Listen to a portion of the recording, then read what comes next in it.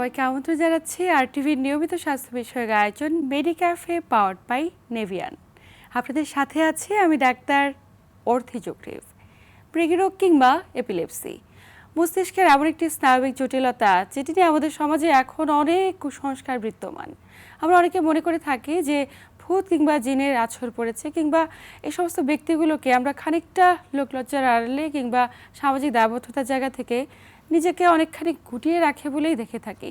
তবে এই জায়গাটি থেকে বেরিয়ে আসা এই মুহূর্তে আসলে কতটুকু জরুরি? এক্ষেত্রে পরিবার কিংবা সমাজের দায়িত্ববোধের জায়গাটি কোথায়?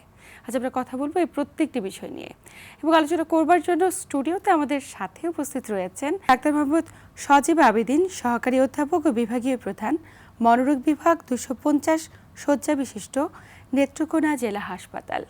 স্যার, স্বাগত আমাদের আজকের আয়োজনে। আপনাকেও ধন্যবাদ। স্যার, কথা বলবো যে মৃগীরোগ কিংবা এপিলেপসি নিয়ে। শুরুতে একটু জানতে চাই, এটা কি কেবলমাত্র শারীরিক সমস্যা নাকি মানসিক স্বাস্থ্যের উপরেও কোনোভাবে প্রভাব পড়ে? আমরা যদি চিন্তা করি, পৃথিবীতে প্রায় 5 কোটি মানুষ মৃগীরোগে ভুগছেন। তো এটা শুধুমাত্র শারীরিক সমস্যা না, এটার সাথে জড়িয়ে আছে আরও সমাজের অনেক কুসংস্কার, অনেক সমস্যা, আইসোলেশন এবং স্টিগমা। তো শুধুমাত্র যে আমরা শারীরিক সমস্যা দিয়ে এটা ব্যাখ্যা করতে পারবো, ব্যাপারটা এরকম না।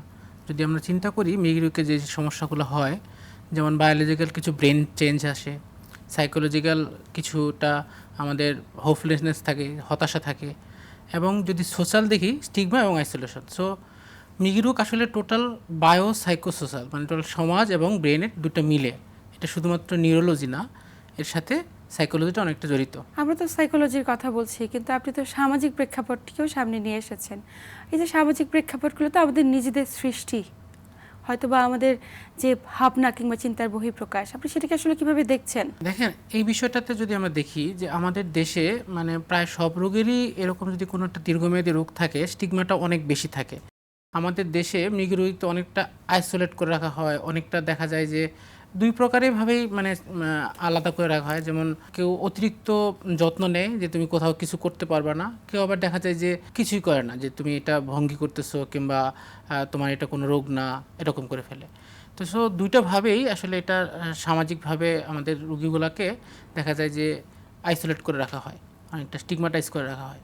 একদমই। কিন্তু মানসিক প্রভাব পড়ে ভয়ঙ্করভাবে।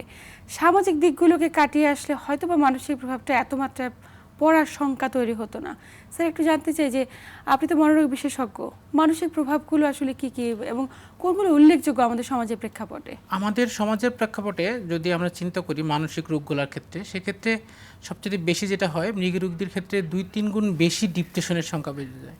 এবং যখন আমরা একটা জিনিস মানে জানি না আমার কখন হবে, যেমন একটা খিঁচুনি কখন হয়, পরের খিঁচুনি কখন হবে, এই জিনিসগুলো আমরা জানতে চাই না। যখন আমি জানি না, তখন আমার একটা ফিয়ার তৈরি হয়, আর ফিয়ার তৈরি করে অ্যাংজাইটি, এবং অ্যাংজাইটির সংখ্যা অন্যান্য পপুলেশনের বেশি। এছাড়াও এর সাথে সুইসাইডের রিস্ক অনেক বেশি থাকে, প্রায় 2-3 গুণ বেশি। নর্মাল পিপলের চাইতে মৃগীরোগীদের সুইসাইডের রিস্ক বেশি থাকে, যেহেতু সামাজিকভাবে তাদেরকে আইসোলেট করে রাখা হচ্ছে। সুইসাইডাল টেন্ডেন্সি তো যায় মানে ক্রনিক ডিপ্রেসিভ ইলনেস থেকে। শুরুতে একটু জানতে চাই যে ডিপ্রেশন তো তাদের একদম শুরুর একটি উপসর্গ। আমরা যদি একটি রোগ হিসেবে বিবেচনা করি কিংবা উপসর্গ হিসেবে বিবেচনা করি, আসলে ডিপ্রেশনে পড়ছে কিনা। একটি শিশু মৃগীরোগে আক্রান্ত হচ্ছে, মাঝবয়সী এবং বৃদ্ধ বয়সী ব্যক্তিটিও যে কোনো সময় মৃগীরোগে আক্রান্ত হচ্ছে, যেহেতু মৃগীরোগের বিভিন্ন ধরন রয়েছে।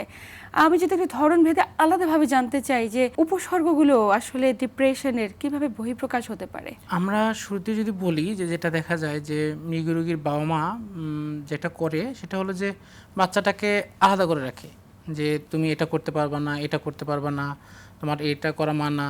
আগে তো বলতো যে তুমি সাঁকোতে চড়তে পারবা না, কিংবা এখন তো আসলে ওরকম মানে ব্রিজ হয়ে গেছে, সাঁকো নাই, কিংবা অনেক প্রতিবন্ধকতা তৈরি রাখে। এই প্রতিবন্ধক থেকে সে একটা লার্ন হেল্পলেসনেস বলে সাইকোলজিক্যালি আমরা যদি চিন্তা করি, সেটা হেল্পলেসনেস শিখে যে আমি আসলে কিছুই করতে পারবো না। এই প্রথম ডিপ্রেশনের লক্ষণটা আসে যে আমি আসলেই পারবো না কিছু, যদি ডিপ্রেশনের যদি কথা চিন্তা করি।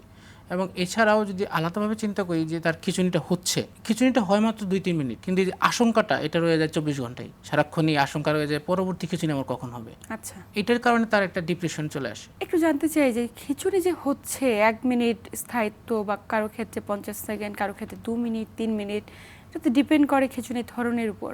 কিন্তু ওই ব্যক্তিটিকে পরে বুঝে উঠতে পারে যে তার ওই সময়টিতে খিঁচুনি হয়েছিল? না, বেশিরভাগ ক্ষেত্রে এসব ক্ষেত্রে যখন খিঁচুনি হয় সেসব ক্ষেত্রে আনকনসিয়াস থাকে এবং কনসিয়াস মাইন্ডে খিঁচুনিটা হয় না। যখন এই খিঁচুনিটা আনকনসিয়াস মাইন্ডে হয় এবং এই জন্যই বেশি অ্যাংজাইটি থাকে যে আমার কখন আমি আনকনসিয়াস হয়ে যাব। এই জন্যই সে বুঝতে পারে না যে আসলে ওই সময়টাতে তার কোনো মানে কনসিয়াসনেস থাকে না, যে আমি বুঝতেও পারে না যে এই আশেপাশে কি হচ্ছে। তাৎক্ষণিকভাবে আমাদের সমাজ কিংবা পরিবারের সদস্যগুলো বুঝে উঠতে পারে না যে করণীয় কি। অনেকে অনেক বেশি আতঙ্কিত হয়ে যায়। দেখা যায় বাজারে গিয়েছে, খেলতে গিয়েছে মাঠে, বা বাচ্চাটি স্কুলে গিয়েছে, হঠাৎ করে অ্যাটাক করেছে এবং তাৎক্ষণিকভাবে প্রত্যেকটি যে আশেপাশে থাকা ব্যক্তি তারা অনেক বেশি আতঙ্কিত কিংবা ভীতগ্রস্ত হয়ে পড়ে। আসলে আতঙ্কিত হবার কোনো বিষয় রয়েছে কিনা? না, আমরা যদি এই বিষয়গুলো চিন্তা করি যে বেশিরভাগ ক্ষেত্রে উইথ মেডিকেশন এবং উইদাউট মেডিকেশন খিঁচুনিটা আসলে নিয়ন্ত্রণযোগ্য।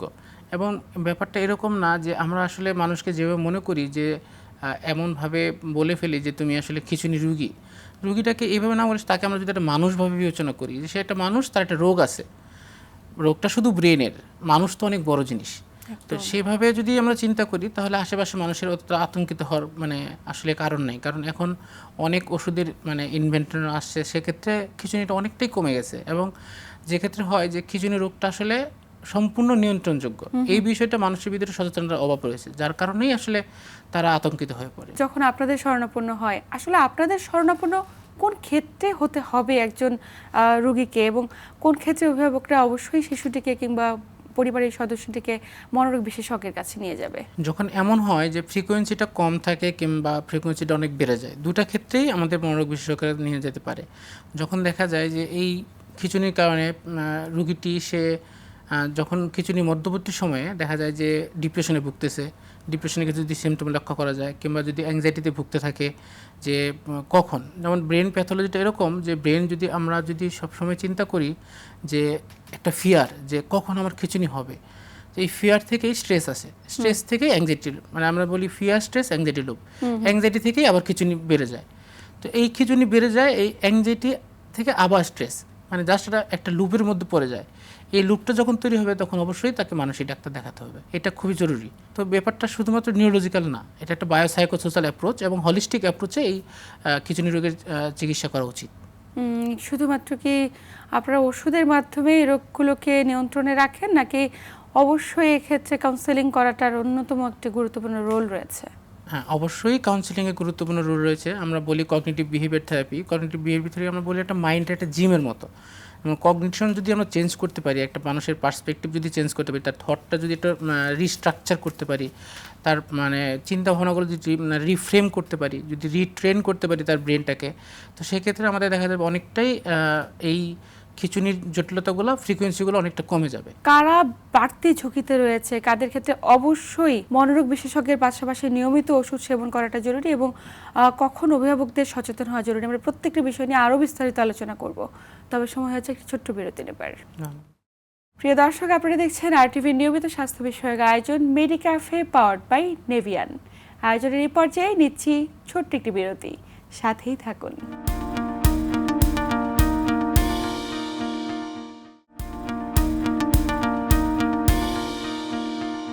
প্রিয় দর্শক, বিরতির পর আবারও সবাইকে স্বাগত জানাচ্ছি আরটিভির নিয়মিত স্বাস্থ্য বিষয়ক আয়োজন মেডিক্যাফে পাওয়ার্ড বাই নেভিয়ান। সাথে আছি আমি ডাক্তার অর্থি জোখরিফ, এবং আমার সাথে আছেন ডাক্তার মোহাম্মদ সজীব আবেদিন। স্যার, বিরতির পর আবারও স্বাগত ওদের আজকের আয়োজনে। বিরতির আগে কথা বলছিলাম যে আক্রান্তের ঝুঁকিতে কারা রয়েছে, যারা মৃগরোগে আক্রান্ত হচ্ছে কিংবা এপিলেপসিতে ভুগছে। এ বিষয়ে একটু বিস্তারিত জানতে চাই যে আসলে জীবনের একটি পর্যায়ে এসে হঠাৎ করে একজন ব্যক্তি, একটি শিশু কিংবা একজন মধ্যবয়সী ব্যক্তি মৃগরোগে আক্রান্ত হলো, যিনি আগে কখনোই মৃগরোগে ভোগেননি। আসলে ঝুঁকিতে কারা রয়েছে এবং কোনো সুনির্দিষ্ট কারণ রয়েছে কিনা আক্রান্তের? না, এখন পর্যন্ত আমরা যে বিষয়গুলো দেখি যে ব্রেন চেঞ্জের আসলে সুনির্দিষ্ট এরকম কারণ নেই। জেনেটিক কিছু মানে চেঞ্জ আছে, যার কারণে আমরা এই বিষয়গুলো এখন পর্যন্ত আমরা সুনির্দিষ্ট কারণ জানতে পারি না। তবে যদি মধ্যবয়সী ব্যক্তিদের ক্ষেত্রে হয়, সেক্ষেত্রে অনেক অর্গানিক কজ থাকে, সেক্ষেত্রে মানে আমরা সেই কারণগুলো নির্ণয় করতে পারি। তবে যেটা শিশু বয়স থেকে শুরু হয়, এই রোগীগুলোর ক্ষেত্রে আমরা কারণগুলো অতটা ভালোভাবে আমরা জানতে পারি না। এবং মাঝবয়সীদের ক্ষেত্রে যদি কারণগুলো একটু জানতে চাই। যেমন কারো যদি ব্রেনে টিউমার হয় কিংবা ইন্ট্রাক্রেনিয়াল স্পেস অকুপাইং কোনো লেশন থাকে কিংবা যদি কোনো লং টাইম যদি তার কোনো স্ট্রোকের ঝুঁকি থাকে, এই পেশেন্টগুলোর ক্ষেত্রে খিঁচুনি ঝুঁকিটা বেড়ে যায়। এই যে দীর্ঘমেয়াদী রোগ, স্ট্রোক প্রবণতা যারা আক্রান্ত হচ্ছে বা অলরেডি স্ট্রোক হয়ে গেছে, তাদের পরবর্তীতে খিঁচুনি মানে সম্ভাবনা। এটাকে কি আমরা ফলস খিঁচুনি বা মৃগী রোগ বলতে পারি কিনা? এটা কি আসলে মৃগী রোগের আওতাভুক্ত হতে পারে? না, মৃগী রোগ বলতে আমরা যেটা বুঝি এবং মানে একদম প্রাইমারি এবং সেকেন্ডারি, যদি প্রাইমারি মৃগী রোগ যদি চিন্তা করি সেক্ষেত্রে আমরা যেটা আমরা বললাম যে কারণ জানতে পারি না, সেকেন্ডারিগুলোর ক্ষেত্রে আমরা আসলে সেকেন্ডারি সিজার বলি আর কি, যেটা অর্গানিক কজ, এটা আলাদা বিষয় আর কি। একটু জানবো যে এই বয়োজ্যেষ্ঠ ব্যক্তিরা যারা এই ধরনের উচ্চ ঝুঁকিতে রয়েছে, আপনি যেগুলো সেকেন্ডারি কজ বললেন, বেশিরভাগ ক্ষেত্রে তো দেখা যায় তারা জন্মের পর থেকে একটি নির্দিষ্ট বয়স পর্যন্ত খুব সুস্থ স্বাভাবিক জীবন কাটিয়েছে। পরবর্তীতে নানা রোগের কারণে হয়তো বা এই ধরনের খিঁচুনিগুলো তাদের শরীরে ডেভেলপ করছে। তারাও কিন্তু অনেক বেশি ডিপ্রেশনে থাকে এবং একটা সময় পরে দেখা যায় দীর্ঘমেয়াদী রোগগুলোর কারণে ক্রনিক ডিপ্রেসিভ ইলনেস তাদের শরীরের মধ্যে বাসা বাঁধছে। ক্রনিক ডিপ্রেসিভ ইলনেসে ভুগছে কিনা তারা তো অনেক ক্ষেত্রে প্রকাশ করে না। উপসর্গগুলো কেমনভাবে বহিঃপ্রকাশ হতে পারে? বেশিরভাগ ক্ষেত্রে দেখা যায় যে ক্রনিক ডিপ্রেশনে ভুগলে এটা আসলে বেশিরভাগ ক্ষেত্রে মনটা ভালো থাকে না। আমার যদি মন ভালো না থাকে তখন সে প্রকাশ পাবে কোনো কিছুতেই মানে আগ্রহ দেখাচ্ছে না, লাইক একটা জায়গায় নির্দিষ্ট জায়গায় বসে থাকতেছে, চুপচাপ থাকতেছে, ঘরে আটকে থাকতেছে, বের হচ্ছে না, তার কোনো কিছু আগে যেসব জিনিস করতে ভালো লাগতো সেই জিনিসগুলো ভালো লাগতেছে না, এই বিষয়গুলো বেশি দেখা দেয় এবং অল্প কিছুতেই তার ভুলে যাওয়ার প্রবণতা বেড়ে যায়। ছোট ছোট জিনিস সে ভুলে যাচ্ছে, কোথায় কি রাখতেছে ভুলে যাচ্ছে, এই বিষয়গুলো বেড়ে যায়। সাথে সাথে তার দেখা যায় যে নিজেকে ওর্থলেস মনে হয়, তখন দেখা যায় যে তার মানে নিজের মনে হবে যে আমার আর থেকে লাভ কি। এই বিষয়গুলো যখন হয় তখনই আমরা বুঝতে পারবো যে তার ডিপ্রেশন লক্ষণ প্রকাশ পাচ্ছে। তার ভেতরে এই যে ডিপ্রেশনের উপসর্গ, এগুলো থাকলে আপনারা যখন ওষুধ দিয়ে থাকেন, ওষুধের মাধ্যমে কি আসলে রিকভারি করে নাকি ওষুধ কোনো পার্শ্ব প্রতিক্রিয়ার কারণ হতে পারে? দুটাই হতে পারে এবং সেক্ষেত্রে ওষুধের পাশাপাশি কাউন্সেলিং সেবাটাও খুব জরুরি। তো আমরা ওষুধও দিই, সাথে সাথে কাউন্সেলিং সেবাটাও দিই। বেশিরভাগ ক্ষেত্রে এইসব রোগীদের ক্ষেত্রে কাউন্সেলিংটা খুব বেশি জরুরি রাদার দ্যান মেডিকেশন। কিছু মেডিকেশনও মানে খিঁচুনি বাড়ায়। কিন্তু আমাদের সমাজ কি আসলে কাউন্সেলিং নিতে উৎসাহী? বেশিরভাগ ক্ষেত্রে দেখা যায় একটা বা দুটো, সর্বোচ্চ দুটো কাউন্সেলিং নেওয়ার পরে তারা কাউন্সেলিং সেবা বন্ধ করে রাখে। তারা মনে করে আমরা হয়তোবা নিজেরা নিজেদের মতো করে সুস্থ থাকবো। বিষয়গুলো আসলে কতটুকু সঠিক এবং আপনি দর্শকদের উদ্দেশ্যে কি পরামর্শ দেবেন? আমরা আসলে যদি চিন্তা করি যে আসলে কাউন্সেলিং সেবাটা নেওয়া উচিত এবং দীর্ঘমেয়াদী যতদিন পর্যন্ত ডক্টর মনে করবেন যে তার কাউন্সেলিং নেওয়া উচিত এবং নেওয়া উচিত। আর দর্শকদের উদ্দেশ্যে যদি আমি বলি সেক্ষেত্রে আপনি আজকে থেকে চিন্তা করেন যে আপনার পাশেই একজন খিঁচুনি রোগী আছে। যেহেতু একটা লম্বা মানুষ, প্রায় আমি প্রথমে শুরুতেই বলছি মানে পৃথিবীতে 5 কোটি মানুষ খিঁচুনি পেয়েছে, আপনি তাদেরকে মানুষ হিসেবে ট্রিট করেন, তাদেরকে রুগী হিসেবে ট্রিট করবেন না। আপনি বলবেন না যে তোমার এপিলেপসি হয়েছে কিংবা মৃগী রোগী আপনি বলবেন তুমি একটা মানুষ, তোমার একটা রোগ হয়েছে। এবং আজকে থেকে আপনি আপনার আশেপাশের মানুষজনকে এভাবেই ট্রিট করবেন। দেখবেন যে আপনি হয়তোবা জানেন যে আপনার আশেপাশে কে মৃগী রোগী। আজকে থেকে যদি আপনি এটা শুরু করেন, আপনার দেখা দেখি আরেকজন শুরু করবে, এভাবেই সমাজে সচেতনতা বাড়বে। কিন্তু বাচ্চাদের ক্ষেত্রে যখন আমরা দেখি মৃগী রোগে আক্রান্ত হচ্ছে, বাচ্চারা নিজেকে খানিকটা গুটিয়ে রাখে সামাজিক কর্মকাণ্ড থেকে। এটাও কিন্তু একটা খুব মানে আমাদের সমাজে এখন উল্লেখযোগ্য প্রেক্ষাপট আমরা প্রায় দেখে থাকি। তাদের পড়াশোনার চাপ তারা কোনোভাবে সামলাতে পারছে না এবং তারা মনে করছে হয়তোবা জীবনে তারা কোনোভাবে সফল হতে পারবে না। এই যে সফল না হতে পারার প্রবণতা কিংবা তাদেরকে নিজেদের মতো করে হীনমন্যতায় ভুগে একটি কোণে লুকিয়ে রাখার প্রবণতা, পরিবারকে আসলে পুনর্বাসনের জন্য কতটুকু সহায়তা প্রয়োজন বলে আপনি মনে করেন? অবশ্যই এক্ষেত্রে পরিবার অত্যন্ত গুরুত্বপূর্ণ। এখন পরিবার যদি এই মৃগী রোগের ক্ষেত্রে বাচ্চাদের সাথে সাথে ভয় পেয়ে যায়, সেক্ষেত্রে দেখা যাবে বাচ্চাটি আর কোনো কাজ করতে পারতেছে না।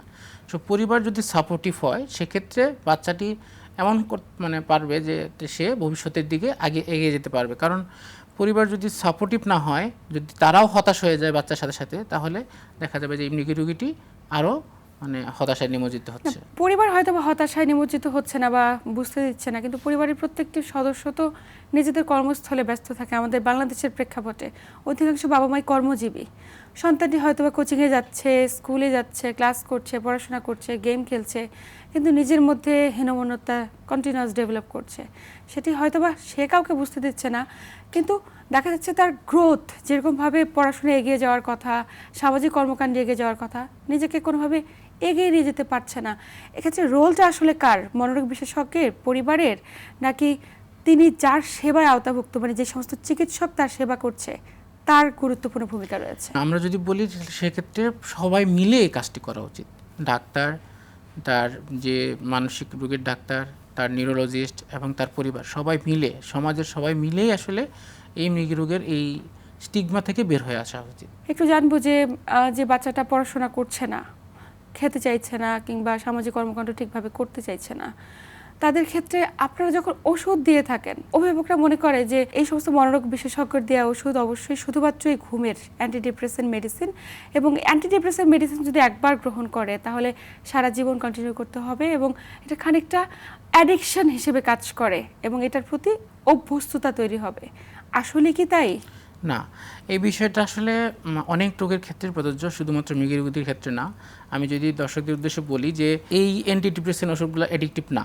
আসলে আমরা মনে করি অ্যাডিকটিভ, কিন্তু আসলে অ্যাডিকটিভ না, এবং একবার শুরু করলে বন্ধ করা যায় না, এটাও সত্য না। এই স্টিগমাগুলো আসলে আস্তে আস্তে গড়ে উঠেছে আমাদের মাঝে। আসলে এই জিনিসগুলা, মানে এই মিথগুলা ভেঙে ফেলা উচিত যে একবার শুরু করলে বন্ধ করা যায় না, এগুলো অ্যাডিকটিভ, এগুলো সত্য নয়। এই সত্য কথাগুলো এরকম অনুষ্ঠানের মাধ্যমে যদি বারবার মানুষের মধ্যে পৌঁছানো যায় তাহলে অবশ্যই এটা ভালো হবে। যখন মৃগী রোগে আক্রান্ত হচ্ছে, মানে অ্যাটাকটা করছে, আমরা যে অ্যাটাকের টাইম সময়সীমা বলছি, অনেক ক্ষেত্রে দেখা যায় যে বাবা মার আতঙ্কিত হয়ে বাচ্চার মুখটিকে খোলার চেষ্টা করছে শক্ত কিছু দিয়ে, ধারালো কোনো কিছু দিয়ে। ওই মুহূর্তে অনেকেই কিন্তু আক্রান্ত হয়ে যায় বা মুখ কেটে যায়, জিভা কেটে যায়। আসলে একটু জানতে চাই যে তাৎক্ষণিকভাবে করণীয় কি রয়েছে? তাৎক্ষণিক ম্যানেজমেন্ট হিসেবে আমরা তখন যদি আমরা তার লম্বাভাবে একটু সহায় দিয়ে এবং যদি জেনারেল ম্যানেজমেন্ট করি, তারপর আমরা ইদানিং কিছু ওষুধ বাজারে আসছে যে ইমিডিয়েটলি আমরা সিজার কন্ট্রোল করতে পারি। সেক্ষেত্রে বেনজোডাইজেপিন গ্রুপের ওষুধগুলো আমরা ইউজ করি এবং সেক্ষেত্রে খুব দ্রুত তার সিজার কন্ট্রোল চলে আসে। এবং বাবা মাকে বলা উচিত যে খুব দ্রুত নিকটস্থ হসপিটাল অথবা রিসেন্টলি কিছু নেজাল স্প্রে আসছে, যে বেনজোডাইজেপিন স্প্রে, সেগুলো ইউজ করা যেতে পারে। এবং ওষুধের ক্ষেত্রে যেন মিস না হয়, রেগুলার যেন ওষুধ হয়, পরবর্তীতে যেন এই ধরনের পরিস্থিতির মুখোমুখি না হতে হয়। একদম আলোচনা শেষ প্রান্তে চলে এসেছি। আপনাকে আন্তরিক ধন্যবাদ গুরুত্বপূর্ণ তথ্য এবং পরামর্শের মাধ্যমে দর্শকদের উপকৃত করবার জন্য। আপনাকেও ধন্যবাদ। প্রিয় দর্শক, মেডিক্যাফে পাওয়ার্ড বাই নেভিয়ান আজ এ পর্যন্তই। আমাদের বিশেষজ্ঞ চিকিৎসকের কথার প্রেক্ষাপটে একবার রেস ধরে বারবার বলতে চাই, আসুন মৃগী রোগে আক্রান্ত প্রত্যেকটি ব্যক্তি নিজের আত্মবিশ্বাস বাড়ানোর জন্য অবশ্যই সমাজের যে কুসংস্কারগুলো রয়েছে সেগুলো এড়িয়ে নিজের মনোবল বৃদ্ধি করি, কিংবা সেই সাথে অবশ্যই একজন মনোরোগ বিশেষজ্ঞের প্রতি আস্থা রাখি। সবাই ভালো থাকুন, সুস্থ থাকুন এবং RTVর সাথেই থাকুন।